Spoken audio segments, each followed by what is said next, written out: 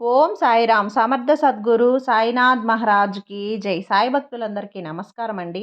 మన బాబా గారి దయ వల్ల మనందరం బాగుండాలి, సంతోషంగా ఉండాలి అని చెప్పి మనస్ఫూర్తిగా కోరుకుంటూ ఈరోజు వీడియో స్టార్ట్ చేస్తున్నాను ఫ్రెండ్స్. ఇక ఈరోజు వీడియోలో మనం చూడబోయేది ఏంటి అంటే, తల్లి నాపై ఉన్న భక్తి నిజమైతే వెంటనే నా చెయ్యిని తాకు. నా చెయ్యిని తాకిన క్షణంలో ఒక గొప్ప మార్పు నీ చేతిలో పెడతానమ్మా. వెంటనే తాకు బిడ్డ అని చెప్పి బాబా గారు మనకు ఒక మంచి సందేశాన్ని అయితే తీసుకొచ్చేసారు ఫ్రెండ్స్. ఆ సందేశం ఏంటి, ఆ సందేశం రూపంలో బాబా గారు మనతో ఏం చెప్పబోతున్నారు అనేది ఆయన మాటల్లోనే విందామా. తల్లి, నా చెయ్యిని తాకిన నీకు ఎందుకమ్మా దిగులు?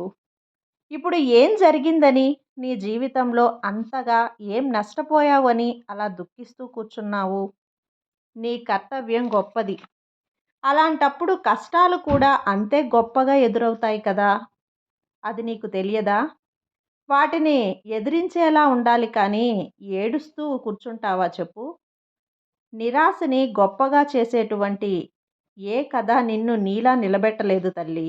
గుర్తుపెట్టుకో. నువ్వు ముందు నీలో నీలో నిండిపోయున్న నిరాశ అనేది నిన్ను వీటన్నింటినీ కూడా బయటికి పంపించేసి ఆ తర్వాత నీ మనసంతా కూడా ప్రశాంతంగా ఉంటుంది. మంచి ఆలోచనలు కూడా చేస్తుంది నీ మనసు. ముందు దేనిపైన కూడా ఎక్కువగా నిరాశ చూపించకు. నువ్వు చేసేటువంటి పనులపై దృష్టి సాధించు. ఆ తర్వాతే కదా జీవితంలో వచ్చేటటువంటి విజయం నీకు పరిచయం అవుతుంది. జీవితంలో అసలు సాధ్యం కాని ప్రయాణం ఏమిటో తెలుసా? ప్రారంభించిన పని అసాధ్యంగా కనిపిస్తుంది అంతే తప్ప, ఇలా ప్రతిసారి ఏ పని మొదలు పెట్టకుండానే ఆ పని అసలు విజయం అవుతుందో లేదో అని నీలో నువ్వే అన్ని ప్రశ్నలు రేకెత్తించుకుంటూ ఉంటావు. జరుగుతుందో లేదో అని ఇలా నీలో నువ్వే ఆలోచిస్తూ కూర్చుంటే విజయం నిన్ను ఎలా వరిస్తుంది చెప్పు? నీలో ఆత్మస్థైర్యం కూడా నిండదు. అందుకే చెప్తున్నాను, దేనిపైనైనా సరే ఆశని పెంచుకో. ఎక్కువగా నిరాశను చూపకు బిడ్డా. వస్తువైనా సరే, నువ్వు చేసేటువంటి పనైనా సరే ఆశగానే చెయ్యాలి.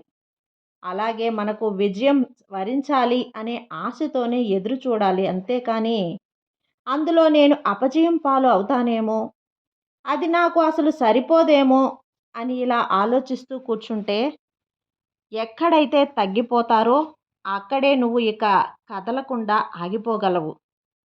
బలహీనులు మాత్రమే ఎప్పుడూ ఆలోచనలతో మునిగి ఉంటారమ్మా. కేవలం బలవంతులు మాత్రమే జరగబోయే వాటి గురించి పట్టించుకోకుండా ఏది జరిగినా కూడా మన జీవితంలో మంచిదైనా చెడ్డదైనా సరే ఒక గుణపాఠంలా మారుతుంది. చెడువైతే అదే మనకు, మంచిదైతే ఒక గుణపాఠంలా మారుతుంది అని ఆలోచిస్తారు. అలా ఉండకుండా ఏది మొదలు పెట్టకుండా నిరాశగా నువ్వు కూరుకుపోతూ ఉంటే నిన్ను ఇలా చూస్తూ ఉండలేకపోతున్నాను. ప్రతి ఒక్కరికి కూడా సొంత కథ ఒకటి ఉంటుంది. ఇతరుల గురించి, బలహీనమైన క్షణాల గురించి, బలహీనమైన రోజుల గురించి, గతం గురించి పూర్తిగా ఆలోచించడం ఎప్పుడైతే మానేస్తావో అప్పుడే నీకు రేపటి గురించి, నీ జీవితంలో రాబోయే మంచి రోజులకు స్వాగతం పలికేందుకు సిద్ధంగా ఉన్నట్లు నీ మనసు గాయం చేశారని కొంతమంది మనుషులను దూరం చేసుకుంటున్నావు. అలా కొంతమంది మనుషులను దూరం చేసుకోవటం వలన ఇప్పుడు నీకున్న సమస్య పరిష్కారం అవుతుందా? దానికి తగినటువంటి పరిష్కారం లభిస్తుందా? లేదు కదా. ఎటువంటి పరిస్థితుల్లో మనతో కఠినంగా మాట్లాడాల్సి వచ్చిందో మనం అర్థం చేసుకోవాలి కదా. 100కి 99 మంది, 100కి 99 సమస్యలు వీటి వల్లే తొలగిపోయాయి అని అర్థం చేసుకోవాలి. ఎందుకు అలా మాట్లాడరు అని అర్థం చేసుకోవాలి. ముందు వాళ్ళ గురించి వదిలేయి, గతం గురించి వదిలేయి. ముందు నిన్ను దూరం చేసుకున్న వాళ్ళ గురించి కూడా పూర్తిగా వదిలేయి. ఎందుకంటే ఆలోచిస్తూ కూర్చుంటే రేపటి భవిష్యత్తు గురించి ఎవరు ఆలోచిస్తారు చెప్పు? నీ కుటుంబంలో ఉన్న వాళ్ళకి ఎవరు సమాధానం చెప్తారు? వాళ్ళు నిన్ను ఎంతో కష్టపడి, ఎంతో మంచిగా అభివృద్ధి చేసి, ఈ స్థాయికి తీసుకువచ్చారు. ఎందుకు చెప్పు? నువ్వు ఇలా నిరాశగా కూర్చొని ఉంటే చూస్తూ ఉండడానికా? లేనిపోని కోపాన్ని కూడా నీ ఇంట్లో వారితో చూపిస్తూ వస్తున్నావు. నువ్వు కొంతమందిని నమ్మి మోసపోయి, అదంతా నీ కుటుంబంలో ఉన్నవారిపై చూపించడం అస్సలు మంచి పనేనా? కాదు కదా! నీ మనసుకి గాయం చేసిన వారిని దూరం చేసుకుంటున్నావు కదా! ఇక వారు దూరం అయిపోయారు. అంతటితో పరిష్కారం అయిపోయింది. అలా అనుకొని, అంతటితో వారిని నీకున్నటువంటి బంధం కూడా దూరమైపోయింది కదా! ఇలా అనుకో, నీ జీవితంలో వారికి, నీకు ఎటువంటి బంధం ఉందో ఒకరోజు నీకు దగ్గరవుతారు. అలా అనుకుంటే తప్ప, అలా జరిగిపోయిన గతం గురించి ఆలోచిస్తూ, నీ భవిష్యత్తు గురించి ఇప్పటి నుండి వ్యర్థం చేసుకోవద్దమ్మా. ఏ ప్రయత్నము మొదలుపెట్టకుండా నీకు విజయం వరించాలి అంటే మాత్రం అది ఎప్పటికీ జరగనటువంటి పని. అలాగే నా సహకారం కూడా నీకు అస్సలు లభించదు. ఏదైనా కూడా నువ్వు మొదలుపెట్టాలి. నీ పనిలో నువ్వు ఇష్టం చూపించాలి. అలాగే కాస్తైనా శ్రమించాలి.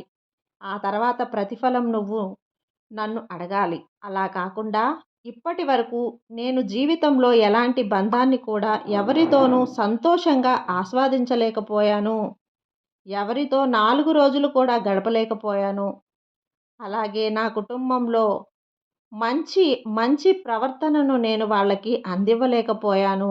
కనీసం నన్ను నేను నిలబెట్టుకోవటానికి చేసే ప్రతి ప్రయత్నం కూడా విఫలమవుతున్నాను అని నిరాశగా ఉంటున్నావు. అసలు నువ్వు ఏ ప్రయత్నం చేస్తున్నావు? ఎప్పుడైనా కానీ, ఏదైనా కానీ ఒక పనిని ఎంచుకున్నప్పుడు లేదా ఆ ప్రయత్నాన్ని మొదలుపెట్టాలి. అలా అనుకుంటున్నావు. సక్రమంగా, ధైర్యంగా ఏ బాధ్యతైనా సరే ఒక బాధ్యతగా తీసుకోవాలి కదా! ఒక పనిని అనుకుంటే సరిపోదు. దానిని పూర్తి చేయాలి. దానిని నీ ఇష్టదైవంగా భావించాలి. అలా ఆ పనిని నువ్వు భావించిన రోజు ఆ విజయం నీకు తానుగా వచ్చి చేరుతుంది. ఎవరైతే నీ నవ్వు వెనుక ఉన్న బాధను గుర్తిస్తారో, ఎవరైతే నీ బాధ వెనుక ఉన్న సంతోషాన్ని గుర్తిస్తారో, ఎవరైతే నీ కోపం వెనుక ఉన్న నీ ప్రేమను గుర్తిస్తారో, ఎవరైతే నీ మౌనం వెనుక ఉన్న అర్థాన్ని గుర్తిస్తారో, వారే నీకు నిజమైనటువంటి ఆప్తులు, బంధువులు. ఇప్పటి వరకు నిన్ను విడిచిపెట్టి వెళ్ళినటువంటి నీ బంధంలో అలాంటి మార్పులు కనిపించాయా? అలాంటి ప్రవర్తన ఏదైనా నీకు అనిపించిందా? లేదు కదా! అలాంటప్పుడు వారి గురించి నువ్వు ఆలోచించవద్దు. నువ్వు ప్రయత్నం పెట్టినటువంటి, నువ్వు విజయం సాధించాలి అనుకున్నటువంటి పని గురించి ఆలోచించు. ప్రతి మనిషి కూడా కొన్ని అలవాట్లకు బానిసైనట్లుగా, కొన్ని మనసులు కూడా కొన్ని బంధాలకు బానిసవుతాయి. నిజమే, నేను ఒప్పుకుంటాను. నీ మనసు ఎంత బాధగా ఉందో. అలాగే నీ మనసులో గూడు కట్టుకున్నటువంటి ఎన్నో నిద్రలేని రాత్రులు నీ బాబాకి తెలుసు. నీ మనసు మంచిదే. ఎవరిని కూడా బాధించేటువంటి మనసు కాదు. ఎవరిపైన మాట కానీ, చెయ్యి కానీ చేసుకునేటువంటి మనస్తత్వం కూడా కాదు. నీకు, నీ మనసుకి కూడా దగ్గరయ్యేటువంటి ఒక గొప్ప బంధాన్ని నీకు దగ్గర చేస్తాను. నీ జీవితంలో నువ్వు కలలు కన్నటువంటి మంచి మంచి జీవితాన్ని, అలాగే మంచి మంచి రోజులను కూడా నీకు దగ్గర చేస్తాను. ఇదంతా నీకు ఎందుకు చెప్తున్నానో తెలుసా? నువ్వు ఎక్కడైతే నీ బంధం దూరమైంది, నీ ఆశలన్నీ నిరాశ అయింది అని నువ్వు ఆగిపోయి ఉన్నావో అక్కడి నుంచి నువ్వు కదలడానికి, నీ జీవితాన్ని నువ్వు తిరిగి మొదలుపెట్టడానికే నీకు ఇవన్నీ చెప్తున్నానమ్మా. కాబట్టి నీ బాబా చెప్పే మాటలన్నీ కూడా నమ్మకంతో విను. అంతా మంచే జరుగుతుంది. నీ బాబా నీకు తోడు ఉండగా నీకు భయమెందుకు చెప్పు? సర్వే జన సుఖినో భవంతు. జై సాయిరాం.